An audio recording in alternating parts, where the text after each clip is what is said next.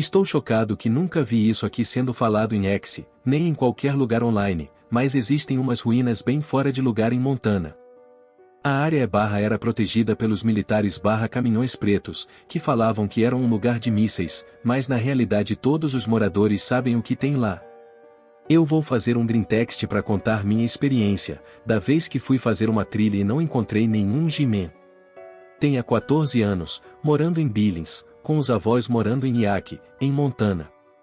Num verão durante a segunda administração Bush meus pais me mandam para Yaak para passar umas semanas com meus avós e primos. Os primeiros dias foram duros, já que meus avós viviam em fazenda praticamente descolados do mundo de fora. Então sem Game Boy nem Xbox. Meus primos eram mais velhos e me trataram bem, mas as tarefas me deixaram bem exausto e estressado. Um dia meus primos perguntam se quero andar de quadriciclo com eles e meu avô. Eu concordo, e nós partimos para Noroeste em um caminhão com os quadriciclos atrás. Não me lembro o quão longe fomos, mas eventualmente chegamos no começo da trilha. Meus 3 primos e meu avô tinham quadriciclos, então eu tive que ir de carona com meu primo Simon. Meu avô disse de forma bem assertiva para nos mantermos na trilha porque havia ursos pardos na área, mas eles costumavam ficar longe por causa do barulho. E então fomos nós 4 com meu avô na frente. Me lembro de como era tudo tão bonito naquela trilha. Depois de algumas horas nós paramos em um pequeno lago e almoçamos, rimos e fizemos piadas. Na distância dava para ver a montanha Garver. Meu avô disse que tinha uma base militar secreta na montanha. Como era criança eu comecei a pensar em jogos tipo Halo, cheia de super soldados lutando com alienígenas. Meus primos ficaram enamorados com a ideia.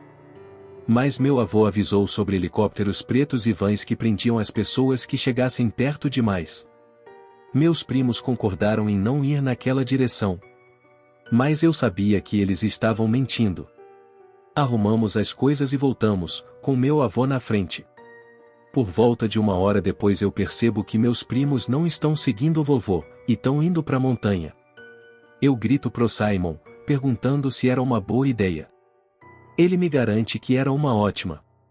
Eventualmente chegamos numa cerca com umas placas de aviso, mandando ficar longe. Viajamos por mais uns 20 minutos pela floresta densa, até achar uma abertura pela cerca. Era grande o suficiente para passar de quadriciclo, e ainda me lembro do barulho que fez arrastando nos lados dele. Viajamos por esse vale por mais um pouco perto de um rio próximo da montanha. Eventualmente começamos a ver colunas perto de árvores. Eram velhas e pareciam egípcias. Aqui um diagrama depois de 500 horas no Photoshop.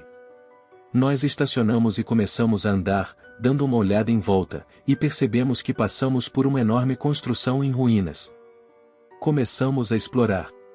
Havia entalhes de pessoas misturadas com pássaros, por toda parte. Eles eram simples, e pareciam com humanos com cabeças de pássaro e pernas compridas. Outros entalhes incluíam círculos e triângulos, em padrões estranhos. Meus primos estavam rindo, falando o quanto isso era maneiro, e que eles se sentiam que nem o Indiana Jones. Nos aproximamos da construção principal. Era enorme, mas estava tomada pela mata já. Tinham caixas velhas por toda parte com coisas do exército estampadas do lado de fora, e uns geradores enferrujados e equipamentos no canto. Eu estava nervoso, e queria ir embora, mas meus primos continuaram pela construção principal. Mais desenhos de pessoas pássaro por toda parte, e um enorme pilar de pedra no meio. Naquela hora, escutamos um helicóptero ecoando pelo vale. Meus primos fazem piada, falam que são os homens de preto, e que a gente devia correr. Aquilo me assusta e eu começo a chorar enquanto nós corremos de volta para os nossos quadriciclos. Nós metemos o pé de lá e voltamos pelo buraco na cerca. Meus primos estavam rindo, mas eu estava chorando. Esperando por nós no buraco havia 2 carros, 2 SUVs pretos grandes, que eu achei esquisito considerando o quão densa era a floresta. Eu também ouvi helicópteros. Parecia ser mais de um. Os caras esperando tinham armas nas mãos e estavam vestindo roupas normais, tipo aquele operador dos memes do /K. Eles nos renderam e nos levaram para uma estação da guarda florestal, onde ficamos por um dia em uma pequena cabana grudada no prédio principal. Meus primos estavam assustados e pediram ajuda, mas toda vez os homens do lado de fora mandaram eles calarem a boca. Eventualmente meu avô apareceu e disse que a gente ia para casa. Ninguém falou conosco quando fomos embora. Os quadriciclos tinham sumido e um dos nossos caminhões também. Meu avô disse que eles levaram, e pra gente nunca mais falar disso. A viagem para casa foi quieta. Chegamos em casa, e minha avó estava chorando, e nos abraçou. Eles mandaram nunca mais falar disso pra ninguém. E se alguém perguntar, a gente se perdeu na floresta e nosso avô veio nos buscar. Nunca falamos sobre isso entre nós nem com os avós. Certamente também nunca disse pros meus pais. Por volta de um ano depois na escola eu escutei alguém falando com outro moleque sobre um templo escondido na floresta de Kootenai.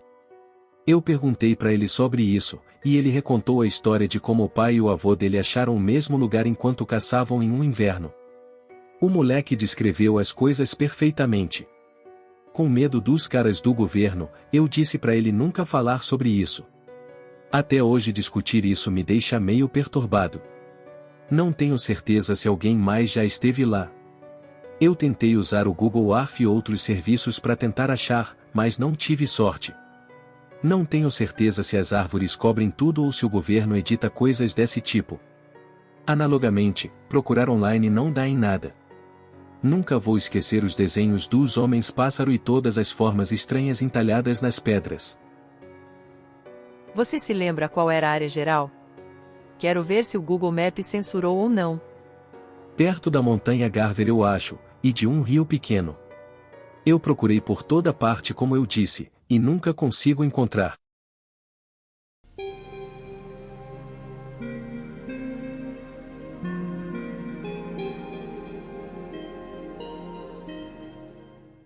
Essa foto foi tirada em 1895 por um fotógrafo, explorador de cavernas amador, chamado Orrin Jeffries, enquanto explorava uma seção não mapeada das Grand Caverns, no sudoeste da Virgínia. No momento que foi tirada, Jeffries estava conduzindo experimentos fotográficos, usando tempos de exposição super longos para ver se qualquer coisa poderia ser capturada na absência total de luz, também chamada de escuridão de caverna. Ele apagava sua lanterna e abria as lentes de sua caixa de câmera caseira pelo máximo de tempo que aguentava a escuridão. Durante um desses experimentos, ele escutou alguma coisa se aproximando dos recessos mais profundos da caverna.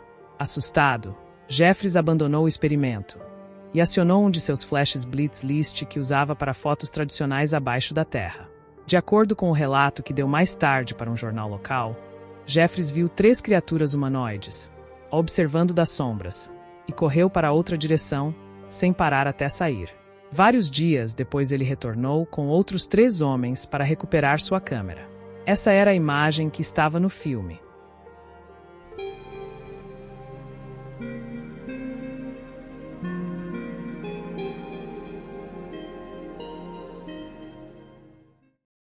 Seja eu. 10 anos. Inaúdes, na casa da vovó. Brincando no quintal. Balançando caules secos como se eu fosse o Donatello. E não um idiota. Só brincando e matando tempo como um prisioneiro durante sua hora de recreação. Só queria jogar Ratchet & Clank. Mas não, tenho que sair e tomar ar fresco. Não, eu só quero ser um garoto gordo. Chutando uma bola de futebol contra um escorregador de um brinquedo antigo, que fica próximo à linha das árvores da propriedade. A bola desce o escorregador até mim, e eu chuto de volta. Vejo o movimento além dos brinquedos, nas árvores. Alguns galhos caem. Vento soprando com bastante força através deles. Mas tanto faz, não é nada que eu não tenha visto antes, as árvores são frágeis quando envelhecem. Canso de chutar a bola e pego meu bastão de graveto de novo, fico de frente para casa para ter certeza de que posso ver se minha avó for sair. A costa está limpa. Hora de ser cringe. Fingindo ser o Avatar e dominando o ar no vento, só ser pego fazendo o Kamehameha seria mais constrangedor. Eu faço os galhos dobrarem para baixo com meu vento. mantendo os olhos fixos na casa para garantir que a vovó não se arrependa de comer o vovô e me fazer indiretamente. Fuxi! Meu Deus, eu sou muito bom em dominar o ar. Mais galhos quebram e caem nas folhas mortas abaixo. Tenho que girar, não é dominação de ar a menos que você gire. Agachando e girando que nem o Yang, e enquanto me movo, meus olhos se fixam em algo muito grande e muito alto olhando para mim, e está muito perto. O tempo passa mais devagar, eu paro no meio do giro. É enorme e não tem absolutamente nenhuma forma, além de ser em forma de, aspas, homem. Braços longos, passando pelos joelhos. Pernas longas, deve ter pelo menos 2,5 a 3 metros de altura. Sua cabeça é mais alta do que o varal que minha avó pendurou, que tem cerca de 3 metros. Pouco mais alto que os brinquedos. É magro, mais magro para uma criatura de 3 metros de altura, não com o perfil de um urso. E não tinha feições discerníveis.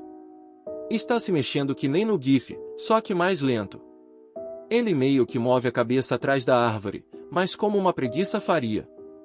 Que porra eu tô vendo? Eu moro no Canadá, no interior norte da Colômbia Britânica.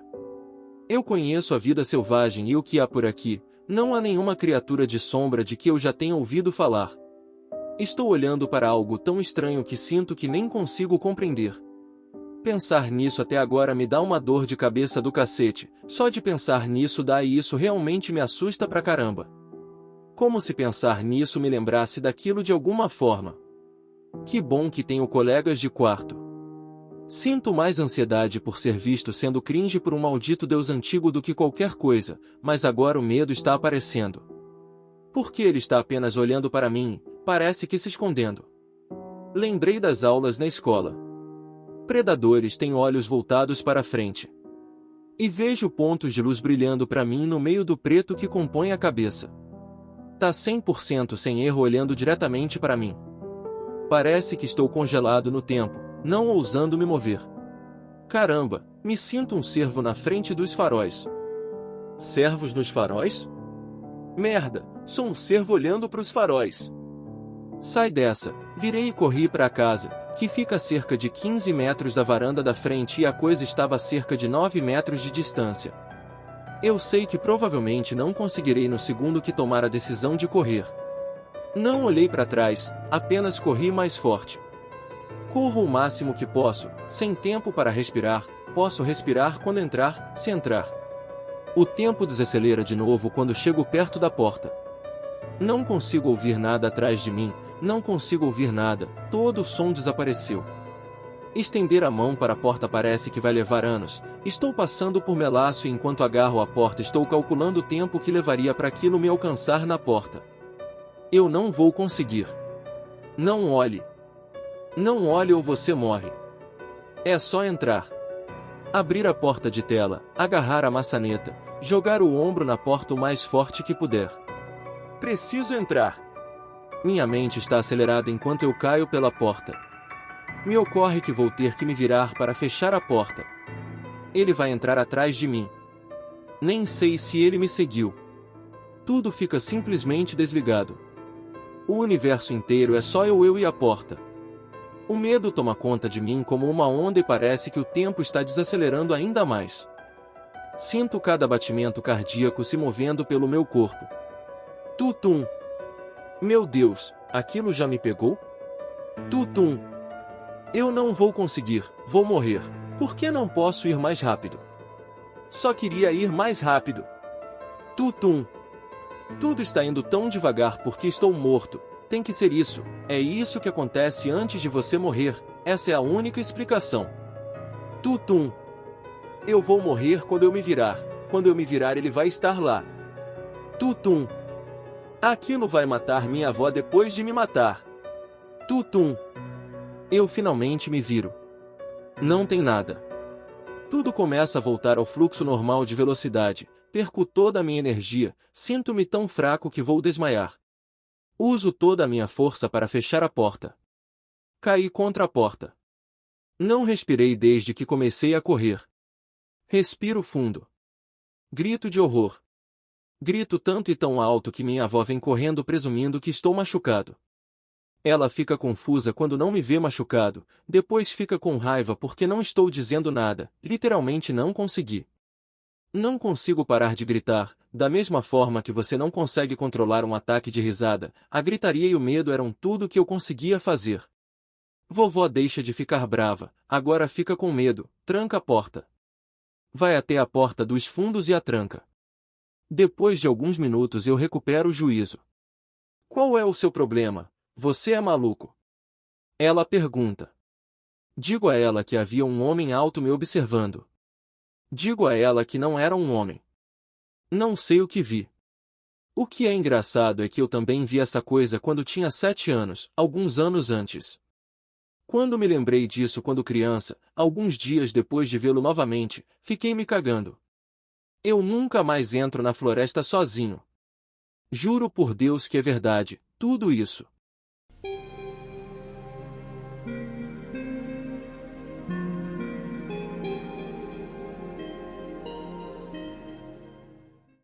Então, isso aconteceu por volta de uma semana atrás. Finalmente cheguei no ponto que me sinto confortável em sentar e escrever isso, mais como um aviso do que qualquer outra coisa. Seja lá o que faça, não faça trilha no Hell's Canyon, na Floresta Nacional de Kootenai. Tem coisas lá que não nos querem em seu território, e vão matar para protegê-lo. Elenco. Ah não, eu. Namorada, minha namorada. JT, meu parceiro no crime, e meu melhor amigo lá. MT, a esposa dele. RM, amigo mútuo meu e do JT, um cara negro bazardíssimo e um ativo defensor da segunda emenda. Seja nós, por volta de uma semana atrás. RM e a namorada acabaram de terminar e ele tava super pra baixo e depressivo. JT e eu decidimos levar ele pra acampar conosco, já que atirar nas coisas no mato com amigos é sempre bom. E bebida e coisas de festa também. O dia da viagem chega, enchemos nossos veículos e vamos para a Floresta Nacional. Dirigimos uns 30 quilômetros para dentro da floresta numas estradas velhas de madeireiros e umas trilhas aleatórias. Estacionamos nossos veículos em um triângulo e montamos acampamento no meio. Também colocamos um arame entre os veículos caso algum animal ou pessoa tente entrar no acampamento. JT e eu decidimos buscar lenha enquanto o RM ajuda as meninas a montar o acampamento. Pego o revólver .22 da minha namorada porque eu não queria buscar o coldre do meu .357. Andando na floresta, eu tenho a sensação que tem algo nos observando, e falo pro JT que sinto algo de errado. Nós dois chegamos à conclusão que provavelmente deve ser um puma. Já houve avistamentos deles na floresta. Começamos a falar alto e cantar músicas country velhas que conhecemos, mas ainda fico com aquela sensação de ter algo nos observando. Puxo o .22 e falo pro JT cobrir os ouvidos. Atiro 2 vezes no chão, e continuo. Me senti um pouco aliviado, e encontramos uma árvore caída para a lenha. Depois de cerca de 45 minutos, cortamos a árvore inteira em pedaços e começamos a carregar tudo de volta. Sinto no meu estômago a sensação que estamos sendo observados. Olhei pro JT e ele gesticula com a cabeça apontando para algo à distância.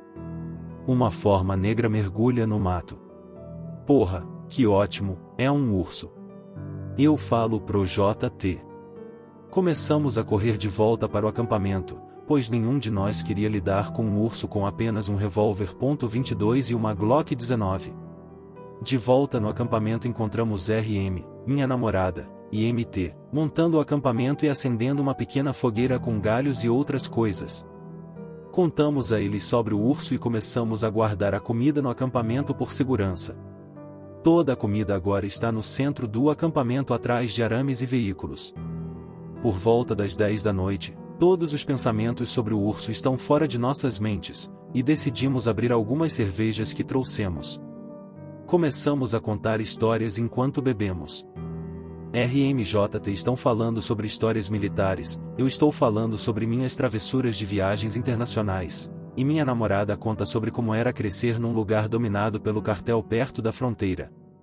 Enquanto conversamos, ouvimos vidros quebrando e o alarme do carro do RM começa a disparar. RM, JT e eu pegamos nossos rifles e começamos a escanear a área. Ei, não! JT grita. O que é aquilo ali? Vejo uma figura negra correndo para a floresta. RM está compreensivelmente irritado e descarrega algumas balas naquela direção antes que o JT e eu digamos a ele para parar, já que não queremos atirar em alguém acidentalmente. Dormimos em turnos, só para garantir, caso ele queira voltar. Na manhã seguinte, verificamos os danos no carro do RM. Nada grave, apenas uma janela quebrada. RM e JT começam a falar sobre algo enquanto eu vou procurar por sinais dele na direção de onde ele fugiu. Não encontro nada. Coletivamente, esquecemos disso e achamos que foi apenas um animal faminto ou algo assim. De volta ao acampamento, minha namorada aparece e me diz que ela e a MT querem voltar para casa. RM deu as chaves para elas e um walkie-talkie disse: podem pegar meu carro e voltar. Chama pelo rádio se tiver algum problema. Nós três decidimos ficar por ali e ver se conseguimos salvar essa viagem, já que ainda queríamos ir atirar. Pegamos nossas armas e jogamos nossos carregadores e alvos em nossas mochilas. Começamos a caminhar até o poço que vimos no caminho para montar nossos alvos. Um pouco mais tarde na caminhada, encontramos uma trilha que parecia bacana subindo uma colina com um riacho e várias cachoeiras. Decidimos que faremos essa trilha ao invés daquela outra. Não estamos mais com medo dos eventos da noite passada, pois somos três e estamos todos sóbrios. Enquanto subimos a trilha, o som inconfundível de motores começa a subir pela trilha em que estávamos. 3 caras em dirt bikes e quadriciclos sobem a trilha e param perto de nós. Bem, vocês três parecem estar preparados para o urso. Vão precisar disso aí se forem subir o Hell's Canyon. Eles nos falaram. O que ponto JPG? Imagino que eram só uns caras tentando nos assustar, pois estávamos todos na casa dos 20 anos e não parecíamos ser dessa vida. Começamos. Depois de cerca de 1 hora, aquela sensação de estar sendo observado voltou com força total. Vou informar os outros 2, mas o RM me para. Ah não, espera, acabei de ver uma coisa lá em cima. Eu olhei e, naquele momento, algo chutou algumas pedrinhas em nós. Todos nós decidimos continuar, porque nada podia cair em cima da gente de tão longe para nos atacar, e todos nós três tínhamos rifles. Mais pra frente, tivemos mais algumas experiências como aquela, mas nada que nos assustou. Uns 8 quilômetros pelo cânion, todos nós três começamos a sentir um cheiro estranho de morte. Olhamos em volta, e vemos a carcaça de alguma coisa, tão decomposta que não conseguimos saber o que era. JM e RM ambos gritam para olhar numa direção. Mais carcaças, pilhas de animais mortos. E então vemos um cervo morto recentemente. O sangue não estava coagulado, e a carcaça ainda estava quente. E então, nós escutamos um rosnado alto vindo do cânion. Um animal completamente preto começa a andar até a gente. Primeiro pensamos que era um lobo, mas era grande demais, completamente preto, e quase não tinha pelo. Imagine algo como um cachorro bem forte, mas muito maior, com uma cabeça que parece de um Rottweiler. Nesse ponto começamos a sentir cheiro de sulfúrio em cima do cheiro das carcaças. RM e eu apontamos nossos rifles para aquilo enquanto começamos a voltar, e aí o JT nos agarrou e apontou pro cânion. Mais 3 daquelas coisas estavam lá, vindo até nós. Admito que entrei em pânico, eu não estava preparado para aquilo. Eu aponto minha AK para aquele mais na frente no cânion. Atiro 3 vezes nele. Mesmo com meus ouvidos zumbindo, consigo ouvir 3 balas fazendo o inconfundível som de que atingiram o alvo. Vejo o animal cambalear, e um fluido preto sair dele. Depois de alguns segundos, ele começa a andar até nós de novo.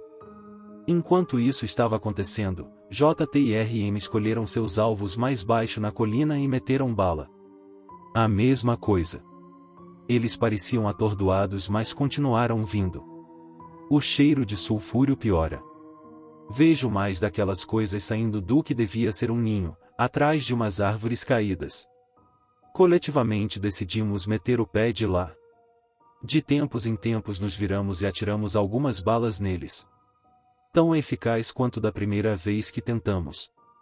Por alguma razão, eles não estão tentando nos alcançar. Eles estão todos parados a cerca de 20 a 30 metros. Então percebemos. Mais 4 na nossa frente. Gritei para descarregar enquanto corremos para tentar atordoar eles o suficiente para a gente passar.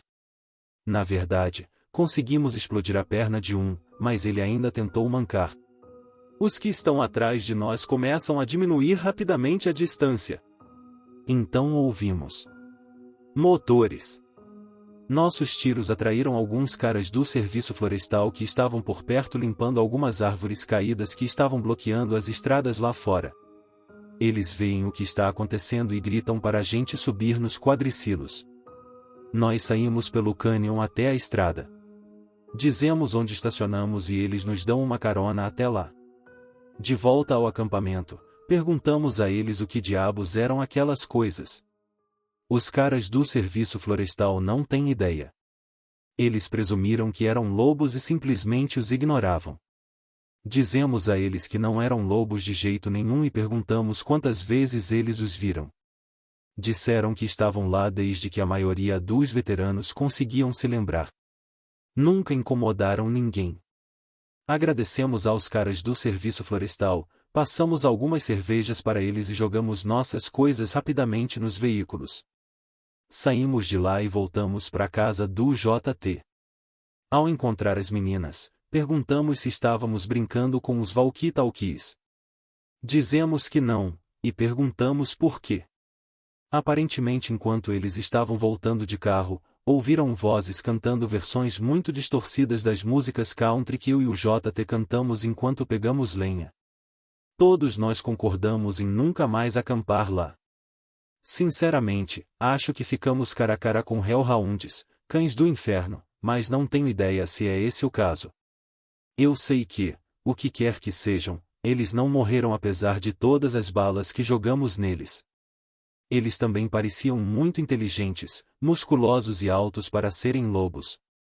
Sem mencionar o fato de que eles pareciam ter sido capazes de imitar nosso canto, de acordo com minha namorada e a MT.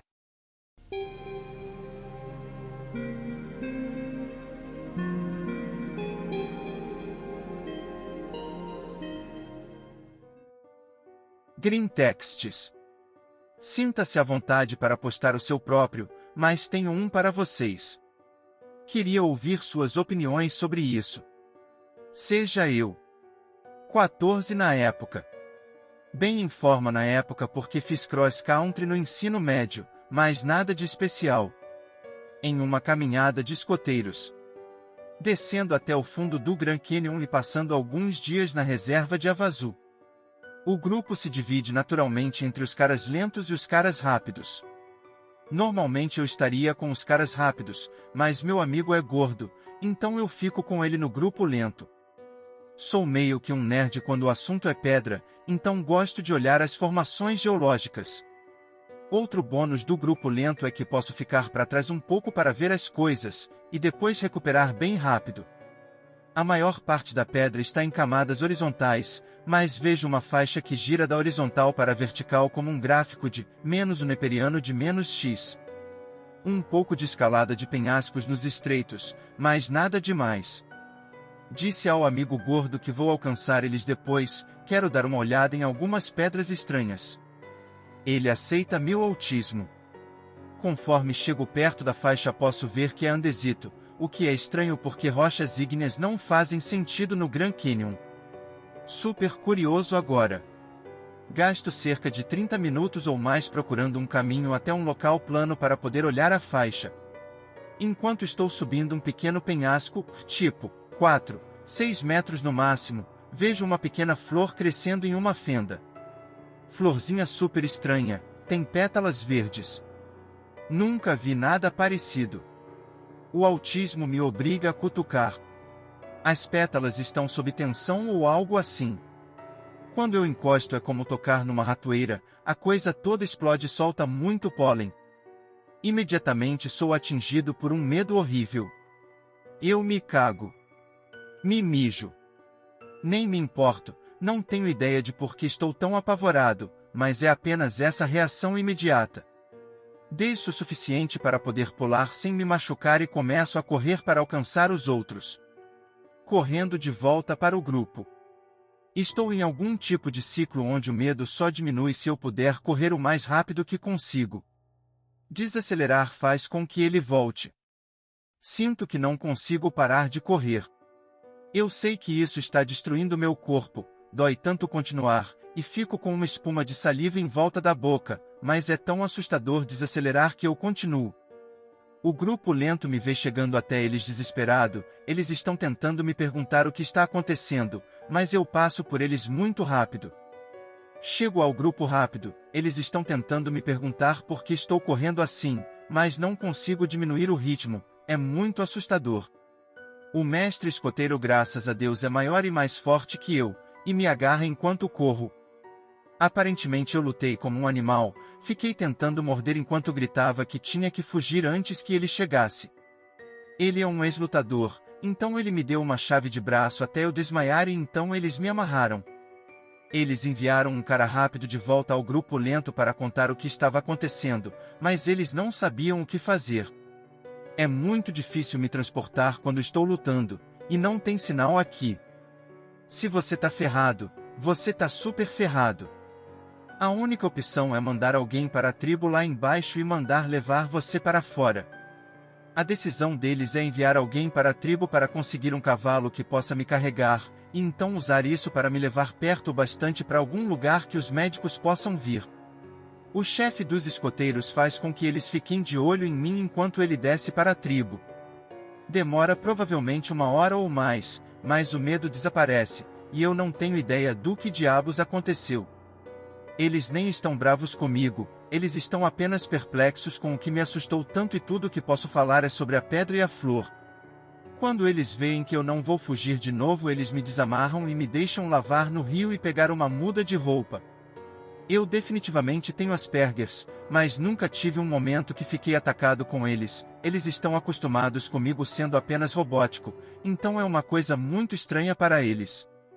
Para ser sincero, é estranho para mim também, nunca perdi o controle assim nem antes nem depois. Eventualmente, o chefe dos escoteiros voltou com um cavalo, mas foi decidido que eu não precisava de um médico. Usei o cavalo para descer o cânion porque fiquei destruído naquela corrida de pânico, devo ter corrido 9 ou 10 quilômetros em 30 minutos. Eu mal conseguia ficar de pé. Passei o resto da viagem lá apenas pegando leve, tentando me recuperar o suficiente para voltar. Eu realmente não queria saber de cavalo nem médico. Vou ser sincero, pessoal, se eu não tivesse seguido a trilha e se o chefe dos escoteiros não estivesse lá, acho que literalmente teria corrido até a morte.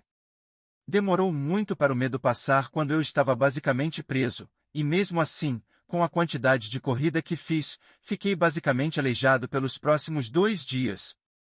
Eu mal conseguia sair do cânion sozinho. Perguntei à tribo sobre a flor e eles disseram que nunca tinham ouvido falar de nada parecido. Sempre que ouço histórias sobre alguém que foi encontrado a 50 quilômetros de distância da trilha no topo de uma montanha ou algo assim, penso naquela florzinha estranha e me pergunto quantas pessoas sobreviveram àquela bolinha de desgraça. Também desculpa por falar tanto sobre pedras. Eu só gosto delas.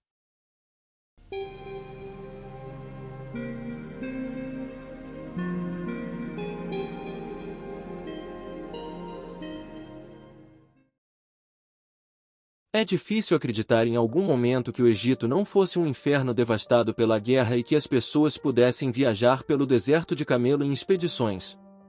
Bem, foi isso que meu pai fez. No final dos anos 80 ele viajou pelo mundo, e um de seus destinos foi o Egito. Meu pai adorava aventura, tentando viver como se estivesse em um filme, então naturalmente ele queria cruzar o deserto, do Egito ao Níger. Mas, se tudo corresse bem, ele não teria história para contar. Meu pai já me contou isso inúmeras vezes, mas nunca mudou ou exagerou o que aconteceu. Por 10 anos, cada detalhe, cada sequência de acontecimentos, foi tudo igual, e ele jura no túmulo da mãe dele que era tudo verdade. Agora que temos o contexto, vou contar o restante em green text, já que é muito mais fácil e agradável de ler do que um textão. Seja pai no Egito no final dos anos 80. Decida cruzar o deserto porque é um homem de ação e aventura. Encontra um guia, e é acompanhado por outro turista com o mesmo objetivo, chamado Brock. Os três saem como os reis magos fizeram uma vez, lentamente montando camelos no calor do Saara, conversando. O guia sabe um inglês decente, aparentemente muitos turistas querem atravessar o deserto. Chegando tarde, decidem parar para dormir e comer. Param para montar acampamento, fogueira, barracas, etc. Os três sentam perto do fogo, e meu pai, sendo meu pai, pergunta se o guia conhece histórias assustadoras. O guia ri, conta besteiras típicas de múmias que contam para turista. O Brock, meu pai e o guia ficam rindo juntos por causa disso. Brock diz depois de rir muito o seguinte: Não, sério, há alguma coisa aqui que você tem medo? Além de bandidos? Guia meio que se anima e dá os ombros. Diz que já viu algo uma ou duas vezes. Ele fala sobre um tal de Senhor da Areia. Aparentemente essa criatura de areia toma a forma de um tornado, e te cerca, e te leva para dentro da areia. Pai acha que é apenas uma tempestade de areia ou uma anomalia climática. Lembre-se, anos 80, ninguém sabia de nada porque não tinha internet. Então ele só ri. Mas o guia não está rindo. Diz que viu coisas sendo engolidas pelo deserto, seja o Senhor da Areia ou não. A seriedade do guia está acabando com o clima e o Brock percebe isso. Ele se vira e faz uma piada idiota sobre estar feliz por sua mãe não estar lá porque o deserto não é grande o suficiente para engolir ela. A equipe volta a rir e eventualmente adormece. Agora, só para você saber, os camelos são lentos pra caceta, então não foi exatamente da noite para o dia que meu pai chegou ao Níger, então vou avançar cerca de 2 semanas quando as coisas ficam interessantes. 2 semanas após o evento, mais passeio de camelo e diversão. No caminho, uma tempestade de areia começa a surgir. Até agora eles já viram algumas, então não é grande coisa, mas parece quase confinada. Guia diz que sente, ele, chegando. Puxa uma arma. Pai pensa que o que diabos ele vai fazer contra um tornado de areia com uma arma. Brock pergunta a ele em voz alta o que diabos ele vai fazer contra um tornado de areia com uma arma. O guia diz a ele que talvez o barulho o assuste, eles não têm muitas opções. Tempestade de areia passa. Nenhum tornado à vista. Guia guarda a arma e diz: Acho que eu estava errado. Continuando o caminho até aquela noite. Acampando de novo e o guia diz que, ele, estará aqui amanhã ao nascer do sol. Pai e Brock meio que ficando irritados, dizem pro guia para parar de tentar assustá-los. Guia novamente fica sério, quase chateado, e diz para eles não ignorarem o que ele sente. Guia fala sobre seus superpoderes de sentir as coisas ou sei lá, ele sabe quando a tempestade de areia vai chegar. Brock e pai reviram os olhos, perguntam quando a tempestade de areia vai chegar. O guia diz no nascer do sol, leve tempestade de areia, pausa, uma leve de novo, e depois ele chega. Brock e papai dizem, ok, e vão para a cama. Acordaram com o nascer do sol, tempestade de areia. Não é grande coisa. Depois acaba, eles saem, o guia não fala nada. Outra leve tempestade de areia. Brock e papai meio que estranharam. A tempestade para e o guia diz: Aqui. Olha para Brock e joga a arma para ele. Ele está atrás de vocês dois, vocês precisam mais que eu. Quando ele termina a frase, dá para ouvir um leve zumbido. O guia diz com um tom inexpressivo: Boa sorte. Camelos param de se mover e congelam no lugar. Pai e Brock olhando em volta. Pai é derrubado do camelo por um vento forte, instantaneamente pensa no Senhor da Areia. Brock vê ele caindo, dispara a arma para o alto e olha ao redor. Brock de repente caiu também. O guia e os camelos não se movem. Tornado de areia aparece a cerca de 15 metros de distância e vai direto para o meu pai. Brock atira nele, o tornado para, e ataca Brock. Brock tenta fugir, mas o tornado o alcança. Começa a girar em volta dele, cortando sua pele e ele começa a gritar. Como se tivesse num filme maluco de herói de ação, ele para de gritar enquanto a areia o despedaça. Levanta a arma para a cabeça. Eu vou nos meus termos. Eu não vou pro inferno com você. O cara dá um tiro na cabeça e o tornado desaparece. Meu pai corre até o corpo do Brock.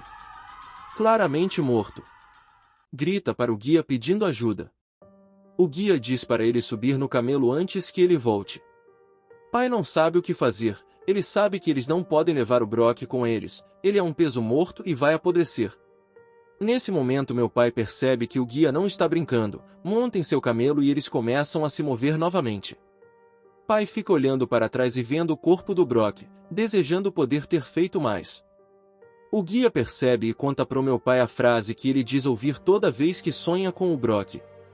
O Brock agora pertence ao deserto. Seus ossos serão comidos e sua memória irá desaparecer. O Senhor da Areia faz outra vítima. Fique feliz por não ter sido você. Pai pensa que ele é algum tipo de vidente maluco, mas não sabe mais em que acreditar. E é isso. Eles foram para o Níger. O guia lhe desejou sorte e meu pai eventualmente encontrou o caminho de casa. Conheceu minha mãe e me teve. Ele me disse que se arrepende de não ter tentado pelo menos enterrar o Brock, mas estava com muito medo e queria sair de lá. Ele não exagera na história e fala sobre ser observado ou ver o medo nos olhos do Brock. Ele disse que aconteceu até não acontecer mais, e que o mundo continuou girando mesmo que o meu estivesse caindo aos pedaços. Espero que você tenha gostado da história dele. Eu disse a ele que iria postar online e ele me disse que tudo bem, ele não liga que mais pessoas saibam sua história. Boa noite, X.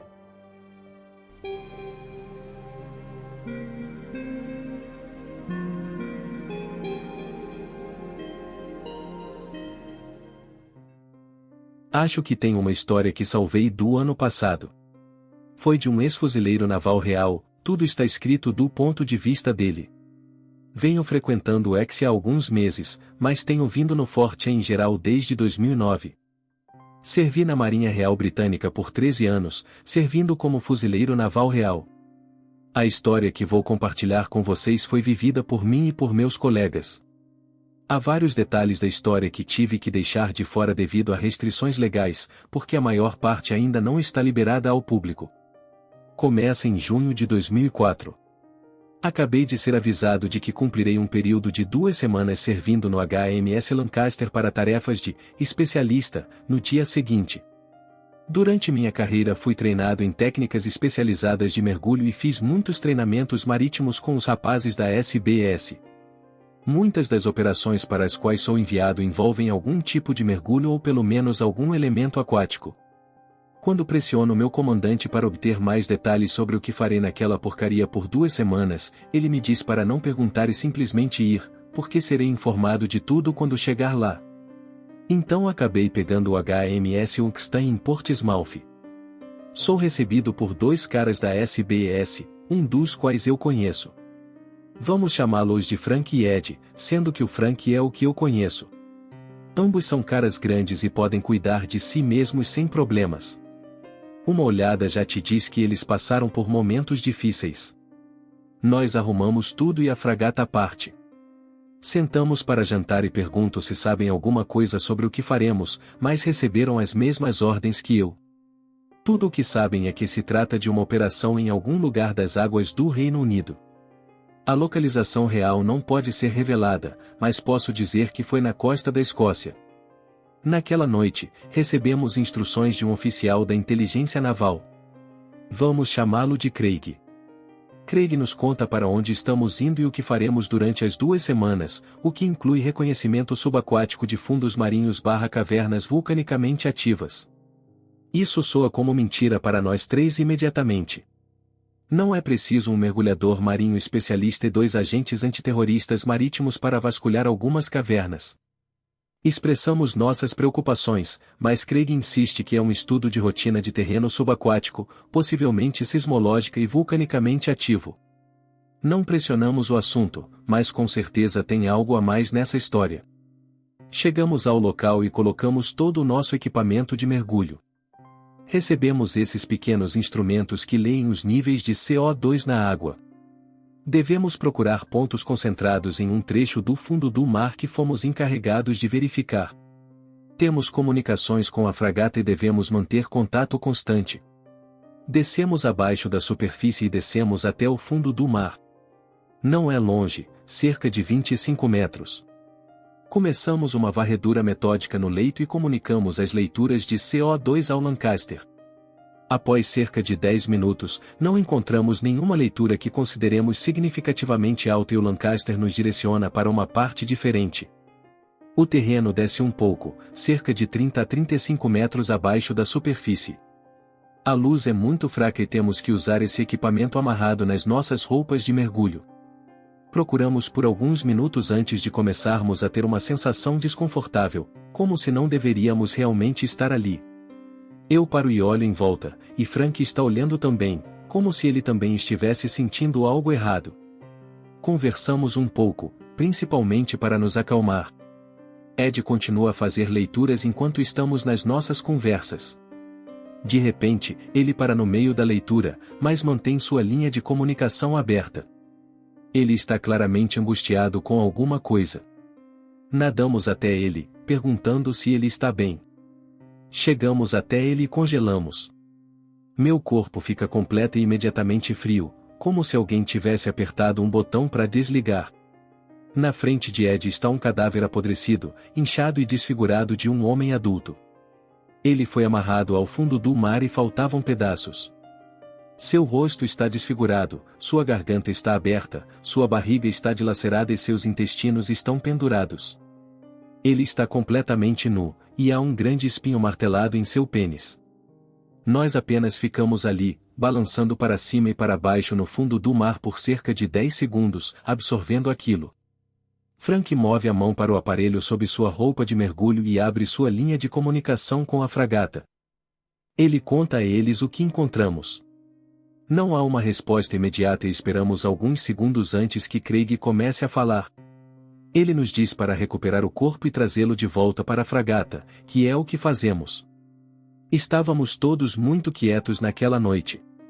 O corpo foi jogado em um carrinho e levado por Craig, e o comandante da fragata, que eu não me lembro quem era, e por um pequeno grupo. Não vimos o corpo novamente. Quando perguntamos se eles haviam identificado o homem, Craig nos ignorou. Sabemos que o homem foi identificado, mas mais uma vez, não podemos divulgar, e acreditamos que o corpo foi levado de volta para o Reino Unido continental. Ed claramente ainda estava afetado por aquilo tudo no dia seguinte. Mais uma vez, fomos enviados ao mar informados de que estaríamos agora procurando uma formação de cavernas subaquáticas próximas de onde encontramos o corpo. Nossa busca começou normalmente, exceto pelas leituras. Abandonamos a ideia de que estávamos lá para verificar os níveis de CO2, e confrontamos o Craig. Ele largou aquela historinha e nos disse que a área era um ponto importante para atividades de vida marinha ainda não documentada. Perguntamos se estava de alguma forma ligado ao corpo que encontramos, o que, novamente, ele ignorou. Depois disso, nos recusamos categoricamente a descer desarmados e recebemos arpões com molas que poderiam facilmente matar um homem a 10 metros de distância. Já os usei antes e sei por experiência própria que são letais. Entramos nas cavernas e detectamos uma queda imediata de temperatura. As cavernas eram bastante simples, apenas um espaço de caverna atrás do outro. Procuramos por cerca de 5 minutos antes que algo acontecesse. Estamos prestes a entrar de uma caverna para outra através de uma pequena abertura em uma rocha quando ouvimos um grito agudo vindo das profundezas da caverna.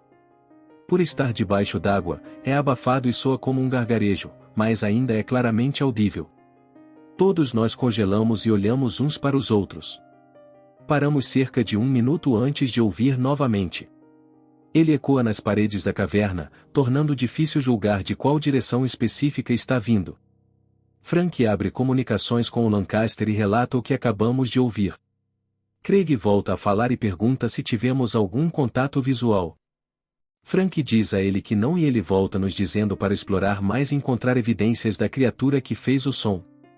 Nós nos encaramos sem acreditar no que ouvimos. Somos caras durões que passaram por guerras, principalmente esses dois, mas caceta, estamos nos cagando. Nós relutantemente nadamos para a próxima caverna, arpões apontados para a frente, dedos nos gatilhos. Está claro para todos nós que esta não é uma caverna formada naturalmente. As paredes são muito lisas e há estruturas semelhantes a pilares em intervalos regulares ao longo das laterais da caverna. Exploramos mais e encontramos o que parecem ser marcas ao longo das paredes da caverna, como pinturas rupestres ou hieróglifos. Eles são difíceis de distinguir, mas mostram criaturas aquáticas, semelhantes a humanoides. Algo que podemos descrever como uma sereia. Existem marcações na parede que se assemelham a alguma forma de linguagem escrita. Símbolos que aparecem frequentemente, marcados num formato estruturado, etc. Estamos na metade da caverna quando ouvimos o grito novamente, só que mais perto desta vez. Segundos depois, ouvimos outro grito, mais longo e agudo, que soa mais próximo de nós. Paramos e examinamos a caverna. Nossas lanternas são fortes e iluminam facilmente toda a caverna, e mostram múltiplas entradas e saídas. Ed, à minha esquerda, começa a se debater, e atira seu arpão, que voa pela água atingindo o teto da caverna. Eu e Frank nos viramos para olhar para ele, e vemos sangue escorrendo de seu braço. Ele está segurando e observando algo com os olhos arregalados. Sigo seu olhar e vejo uma pequena figura passar por um dos buracos da caverna. Perguntamos se ele está bem e o que aconteceu. Ele está respirando pesado e implora para a gente ir embora. Não precisamos de muito convencimento e começamos a sair. Quando estamos saindo, gritos começam a ecoar pelas cavernas, muitos para podermos contar, como um enxame inteiro daqueles filhos da mãe. Começamos a entrar em pânico e nadar para fora de lá o mais rápido que podemos. Imagens daquele homem que encontramos passaram pela minha cabeça. Saímos da caverna e nadamos o mais rápido que nossas pernas podiam até a superfície. Os gritos pararam quando saímos das cavernas, mas não diminuímos a velocidade. Saímos da superfície e subimos ao convés. Deixamos cair nosso kit de mergulho e arrancamos nossas máscaras. Craig vem até nós, e nos pergunta o que aconteceu. Frank perde a cabeça e quase desce o cacete no cara. Ed chama um médico para dar uma olhada no braço. Ele corta a manga da roupa de mergulho, e vemos marcas de mordidas no antebraço. Viro pro Craig, que ainda está levando o sermão do Frank. Ele levanta as mãos e diz para ele se acalmar. Isso deixa o Frank ainda mais nervoso. Entro e digo ao Frank para ajudar o Ed. O Craig volta para o casco da fragata. A essa altura, praticamente toda a tripulação de 130 pessoas está no convés para ver o que está acontecendo. Mais tarde naquela noite, Craig nos chama para a sala de reuniões. Ele nos diz que as operações foram canceladas e que estamos voltando para Portsmouth. Ed recebeu a antitetânica e seu braço foi envolto em bandagens. Ele se recuperou completamente. Nunca mais vi o Craig e deixei a Marinha Real um ano depois. 3 anos depois de deixar a Marinha, encontrei Frank durante um fim de semana em Bournemouth. Saímos, tomamos uma bebida e conversamos sobre tudo de novo. Ele me contou que desde então a Marinha Real vinha conduzindo operações exploratórias na área em que estávamos e ele conhecia pessoalmente alguns dos caras que eles usavam regularmente para continuar com as buscas pela vida marinha ainda não documentada. Ed também tinha saído e estava trabalhando para a empresa de segurança privada Blackwater. Ele tentou falar com ele sobre o que o atacou daquela vez, mas ele é muito reservado sobre isso, e não gosta de discutir o assunto. Nunca descobrimos exatamente o que era, mas sabemos que não há nada parecido que a ciência conheça. Desde então, recebi visitas de vários funcionários da inteligência naval e do exército para discutir comigo o que via a importância de manter isso estritamente em segredo. Essa é a primeira vez que divulgo publicamente essa informação, inclusive para minha família e amigos próximos. Imagino que receberei uma visitinha pela manhã de alguns sujeitos pouco agradáveis, mas pelo menos não contei as coisas realmente secretas. Afinal, eu valorizo minha vida. Fim. Essa ainda é uma das minhas histórias favoritas. Mas não vi nenhuma postagem desse cara desde então.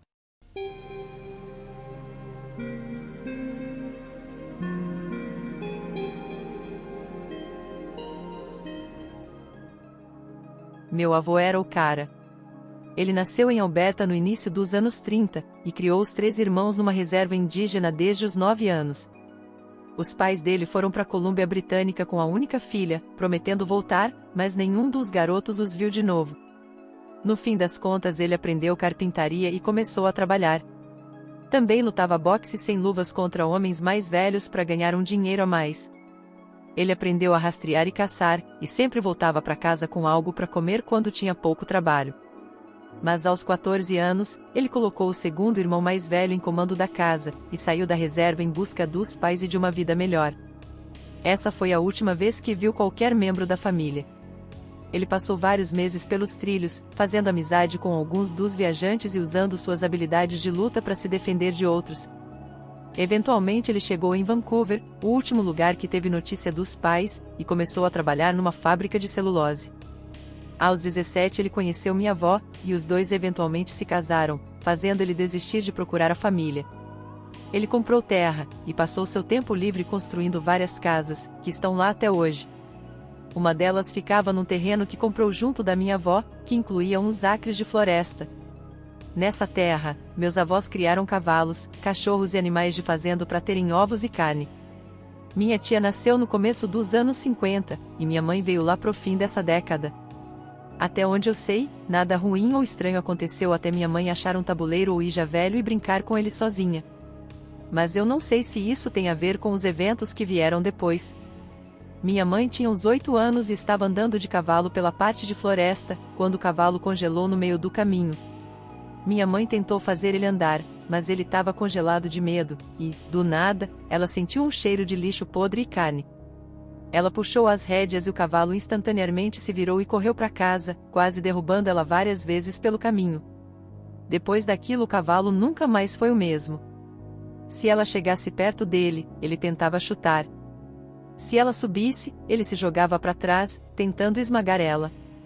Teve uma hora que ele pareceu voltar ao normal, e deixou até ela subir.